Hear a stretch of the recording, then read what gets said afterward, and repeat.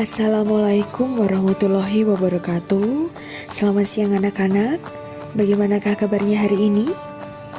Ya, semoga semuanya selalu dalam keadaan baik walaupun di masa pandemi COVID-19 seperti sekarang ini. Oke, minggu lalu Ibu telah membahas terkait metode penghapusan piutang. Nah, untuk materi kita pada minggu ini adalah kita akan membahas mengenai kartu piutang. Yang mana tujuan pembelajaran kita pada hari ini adalah yang pertama, siswa dapat menjelaskan kartu piutang. Yang kedua, siswa dapat menjelaskan fungsi kartu piutang. Dan yang ketiga, siswa dapat mencatat mutasi piutang ke dalam kartu piutang. Nah, sebelum Ibu masuk ke dalam materi, Ibu akan sedikit mengulas materi tentang piutang terlebih dahulu. Kalian masih ingatkah apa saja 5 akun besar yang ada di dalam akuntansi? Ya, 5 akun itu adalah harta, utang, modal, pendapatan, dan beban. Nah, kira-kira di mana posisi piutang? Apakah di harta, di utang, modal, pendapatan, atau beban? Ya, betul sekali di dalam harta. Ya, marilah kita bahas bersama-sama. Harta. Ya, harta itu terbagi menjadi 2, yaitu harta lancar dan harta tetap. Berikut adalah akun-akun yang tergolong di dalam harta lancar. Di antaranya kas, piutang, perlengkapan, dan lain-lain. Sedangkan akun-akun yang termasuk di dalam harta tetap adalah peralatan, gedung, dan lain-lain. Jadi sudah paham ya anak-anak bahwa piutang itu termasuk ke dalam akun harta, yaitu harta lancar. Nah, jadi definisi piutang itu adalah salah satu unsur dari aktiva lancar yang timbul akibat adanya penjualan barang atau jasa secara kredit terhadap debitur. Selanjutnya, kita akan masuk ke dalam kartu piutang. Nah, apa sih kartu piutang itu?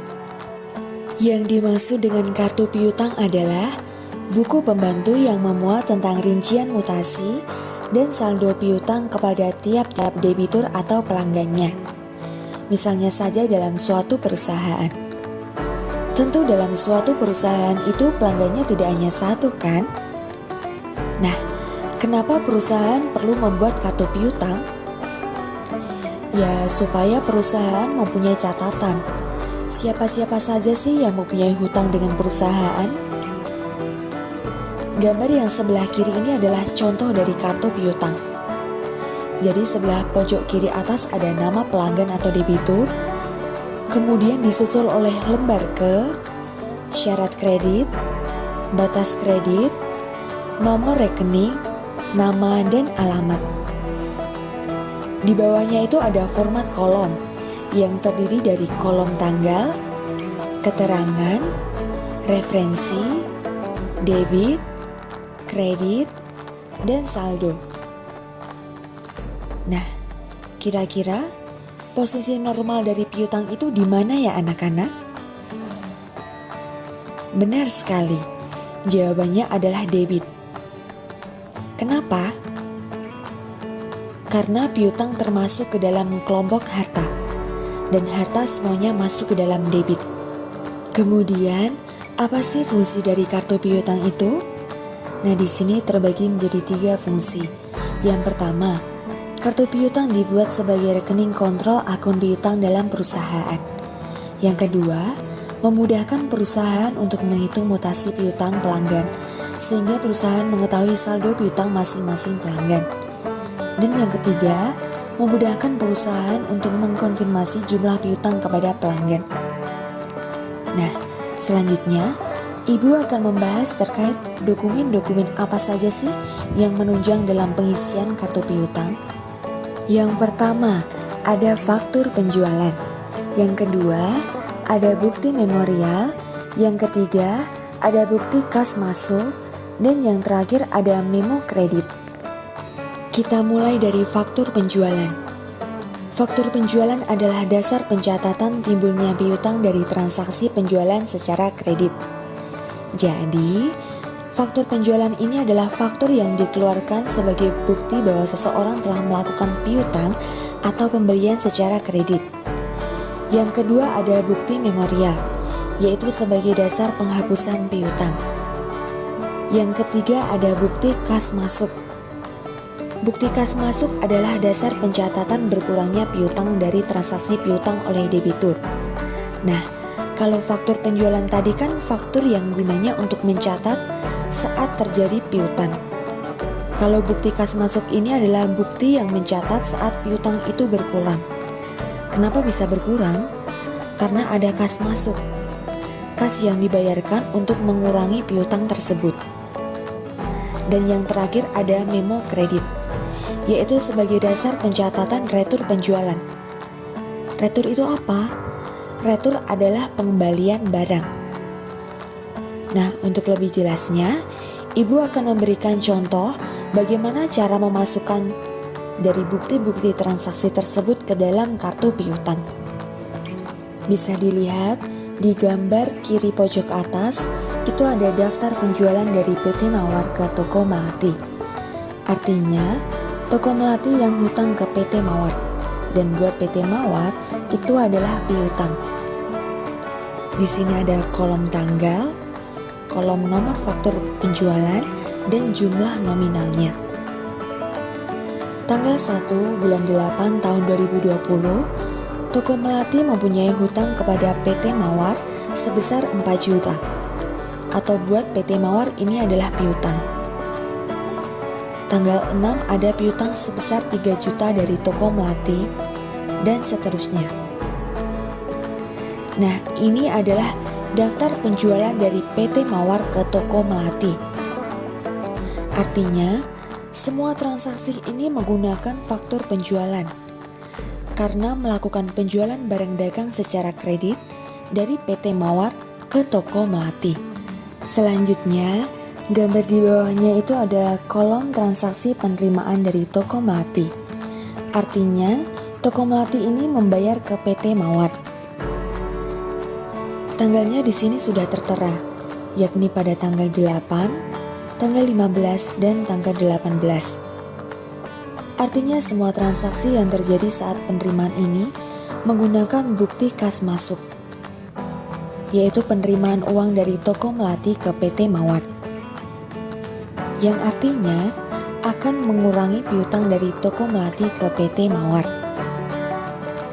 Nah, sekarang kita sudah mempunyai 2 dokumen sumber yang digunakan untuk mencatat ke kartu piutang, yaitu dokumen faktur penjualan dan dokumen bukti kas masuk. Ya, sekarang kita isikan ke kartu piutangnya ya, yang gambar di sebelah kanan. Gambar ini adalah bentuk dari kartu piutang. Ada nama debiturnya yaitu Toko Melati, ada alamat dan nomor telepon. Yang pertama, kita masukkan tanggalnya terlebih dahulu. Perlu diketahui, untuk memasukkan tanggal harus urut dari tanggal 1 sampai tanggal 30 atau 31. Nah, kita mulai dari tanggal yang paling awal, yaitu tanggal 1 bulan 8. Kita masukkan nomor buktinya, yaitu F095. Artinya faktur penjualan nomor 95. Untuk keterangannya kita isi dengan saldo awal. Karena ini saldo awal, kita langsung masukin saja ke saldo piutangnya sebesar 4 juta. Kemudian transaksi tanggal 6, nomor buktinya adalah 101. Karena dia dari faktur penjualan, kita tulisnya F101. Untuk kolom keterangannya tidak usah diisi. Selanjutnya kita masukkan jumlah yang 3 juta. Karena piutang termasuk kelompok harta, maka ditulis di kolom debit. Nah, bisa dilihat sebelumnya kita ada saldo sebesar 4 juta. Karena piutang dari Toko Melati bertambah sebesar 3 juta, maka saldo piutang bertambah menjadi 7 juta.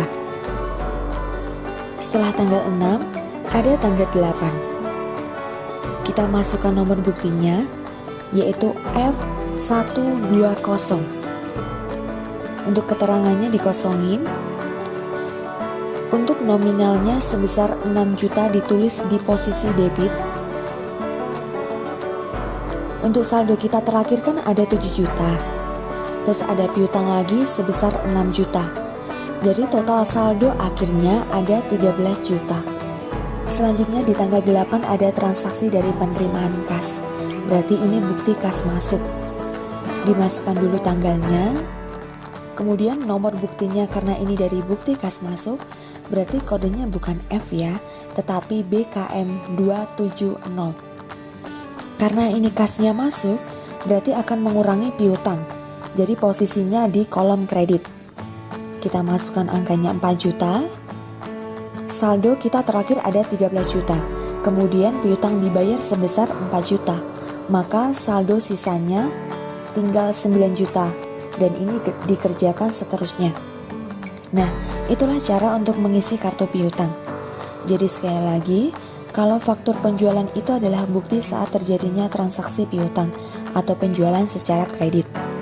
Kalau BKM adalah bukti saat kas masuk atau saat kas piutang menjadi berkurang karena dibayar. Ya, baiklah anak-anak, mungkin hanya itu yang dapat Ibu sampaikan. Semoga materi pembelajaran terkait kartu piutang ini bisa bermanfaat. Akhir kata dari Ibu, wassalamualaikum warahmatullahi wabarakatuh. Selamat siang dan tetap semangat.